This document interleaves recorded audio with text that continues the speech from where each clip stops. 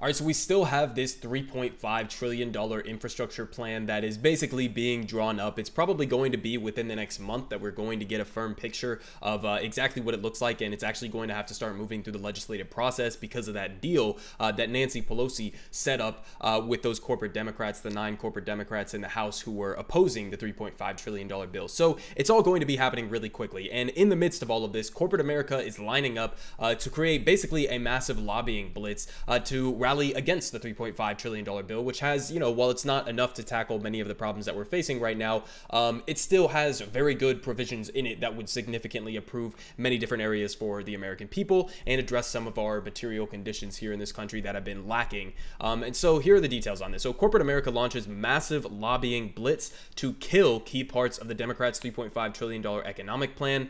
Drug makers, big banks, tech giants, and others are preparing to fight the party's reconciliation package, including its plan for raising taxes. So I wanted to give you this breakdown here by Jake Johnson, who is a fantastic reporter over at Common Dreams. And honestly, I don't know how the fuck this guy is keeping up the output that he does, because it seems like every single day I'm seeing new articles by this guy that are fantastic rundown. So all credit to him. But here's his basic rundown of this. So here's what Bernie Sanders had to say in response to this massive corporate lobbying blitz. So he says they're going to lose, says Sanders, as corporations mobilize against the $3.5 trillion bill. I've got a message for the healthcare industry. Your days of writing legislation are over. Okay, so Senator Bernie Sanders has expressed confidence that congressional Democrats will be able to overcome an aggressive corporate lobbying campaign against their popular $3.5 trillion reconciliation proposal, which special interests are aiming to strip of climate investments, Medicare expansion, taxes on big businesses, and other key progressive priorities. Quote, these guys don't lose, Sanders, the chair of the Senate Budget Committee, told the Washington Post earlier this summer when asked about the lobbying efforts, and says, quote,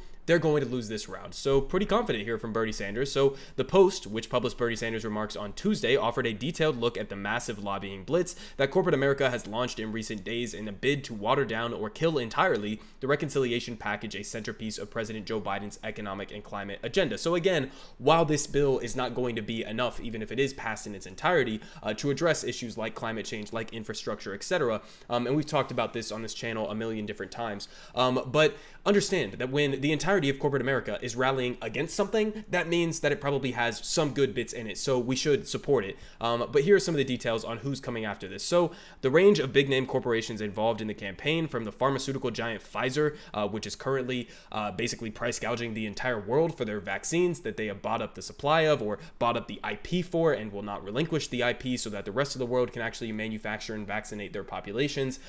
So you have Pfizer lining up, the fossil fuel behemoth ExxonMobil lining up, and it reflects the potentially far-reaching scope of the nascent reconciliation bill, which could allow Medicare to negotiate drug prices, which is what basically every other developed country around the world is doing, right? This is why Americans pay upwards of 10 times more for things like insulin than Canada does, even though they're right up near us. I mean, we literally have Americans who are crossing the border to Canada to go get insulin because in America they're allowed to price gouge them so thoroughly that they can't afford it. And so Medicare negotiating drug prices, absolutely fantastic thing that needs to happen. A reversal of former President Donald Trump's corporate tax cut. And again, this is where it's kind of weaselly, because yes, there are going to be increases on corporations, but like they're bringing it from like, wherever it's at right now, 21% to 28%. But, that's just bringing it to just before Trump, right? That's not bringing it to even what it was under Obama. That's not bringing it back to where it actually could be. We should be raising it much higher than they're actually willing to. They're raising it back up to 28%. It should be at least 35% or even higher than that. But that, it's still a reduction from Trump's tax cuts that he put in place. And it institutes paid family and medical leave and strengthens workers' rights and establishes a pathway to citizenship for millions of undocumented immigrants. So all fantastic things, right? This is why corporate America is rallying against it. But they say the emerging opposition appears to be vast, spanning drug manufacturers, big banks, tech titans, major retailers, and oil and gas giants, the Post's Tony Romm reported. And in recent weeks, top Washington organizations representing these and other industries have started strategizing behind the scenes, seeking to battle back key elements in the Democrats' proposal to overhaul federal healthcare, education, and safety net programs. And the one that they specifically singled out as one of the biggest influencing factors in this is the Chamber of Commerce. And the chamber organized effort could encompass traditional lobbying on Capitol Hill, as well well as advertising campaigns targeting Democratic lawmakers. It'll be interesting to see what they use on that. Probably going to be hyper sensationalizing about the debt and the deficit and all of that bullshit.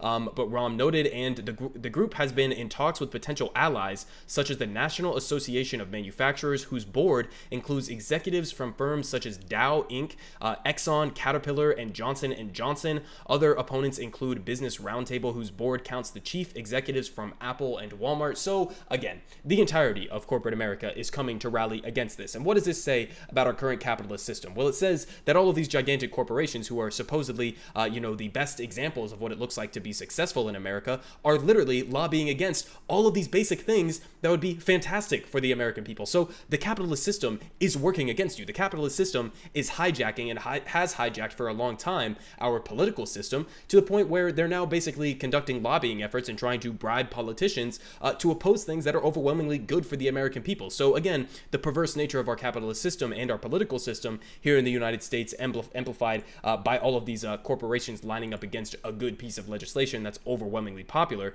And they continue saying, the business community has made progress with certain Democrats on legitimate policy concerns with some of these proposals and their implications on the economy and international competitiveness, according to an unnamed lobbyist with ties to Senate Democrats. And a lot of those arguments are landing. Who are they landing on? Well, specifically, they point out Senator Joe Manchin, Kyrsten Sinema, Josh Gottenheimer, who was the guy who was leading that House group. So all of the most corrupt motherfuckers in the entire Congress. But Sanders, here's where Bernie comes in, who has characterized the reconciliation bill as potentially the most consequential piece of legislation since the New Deal, said in an interview last week that the $3.5 trillion is the minimum of what we should be spending. And again, he put this statement out basically saying, I already negotiated. So listen, this is exactly what the strategy needs to be from Bernie Sanders and the rest of the House progressives, because the fact of the matter is, we have the numbers on this. Okay, this entire situation is basically dozens and dozens of congressional progressive caucus members, as well as, you got Bernie Sanders in the Senate with a majority of Democrats in the Senate who favor this $3.5 trillion spending package, versus a handful of corporate Democrats who are standing opposed to it. You got Joe Manchin, Kyrsten Sinema, a couple others in the Senate who are hesitant about a lot of this stuff, and then in the House you have that group of like 9 Democrats. And that's all you got. I mean, we have clearly more leverage than the corporate Democrats actually do in this side. So there's no reason to lose, right? Bernie Sanders is 100% correct. He initially put forward a proposal that was upwards of $6 trillion in investments. They whittled it down to $3.5 trillion, which at least in my opinion is not enough, but it's $3.5 trillion going towards good programs that are worth passing. And so that is the negotiation. It already happened. So I don't know what else you're even talking about. At this point, it's not a matter of negotiating between like moderates and progressives. This is negotiating between the American people and their best interests and what they want to happen in terms of policy versus corporations. I mean, that's literally what this is. Corporate America is launching a massive propaganda campaign to try to pressure these politicians to fold on this piece of legislation that is overwhelmingly supported by the American people. So again, there's no excuse to lose this fight. We're in a better position, and you simply have to get all of these other corporate Democrats to fall in line with what the American people want. It's not that complicated. This is corporate America versus the American people.